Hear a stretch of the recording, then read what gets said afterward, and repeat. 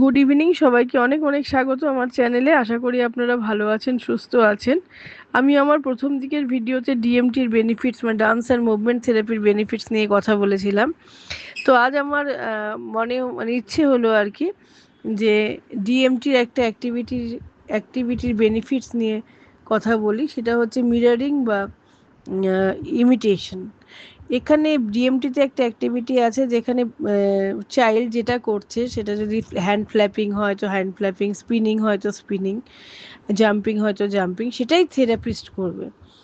উম, এবং এইটা কেন করা হয়? যাতে বাচ্চাটা বোঝে যে I see you and I am with you.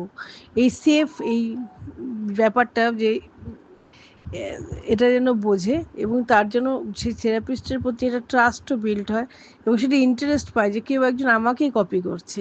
এবং তারপরে দেখা যায় যখন থেরাপিস্ট আবার নিজে কোনো নতুন মুভমেন্ট করছে, সাপোজ ধরুন হ্যান্ড ক্ল্যাপিংই করছে, সেটাও বাচ্চা করতে শুরু করে। তাতে ও কিন্তু একটা সোশ্যাল স্কিলও শিখলো। মানে যখন ধরুন ক্ল্যাপিংটা কিন্তু যখন কোনো সোশ্যাল গ্যাদারিংয়েও যাবে বা স্কুলের কোনো ফাংশন হবে বা কোনো প্রাইজ ডিস্ট্রিবিউশন হবে, তখন কিন্তু ক্ল্যাপ করতে হয়। এবং সেই ক্ল্যাপটা যখন সবাই করবে ও করবে, মানে একটা গ্রুপের মধ্যে থাকার জন্য যে স্কিলটা দরকার সেটা। তার সাথে কিন্তু সে যে ওই নতুন যখন অ্যাক্টিভিটিটা করলো, সে যখন তাকে ইমিটেট করলো, মানে সে কিন্তু তাকে দেখছে।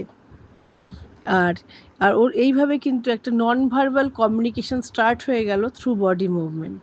তো এটা কিন্তু একটা দারুণ ব্যাপার। আপনারা যদি মন দিয়ে শুনেন তো ব্যাপারটা বুঝতে পারবেন। ভিডিওটা ভালো লাগলে লাইক, শেয়ার অ্যান্ড সাবস্ক্রাইব করবেন। ভালো থাকবেন।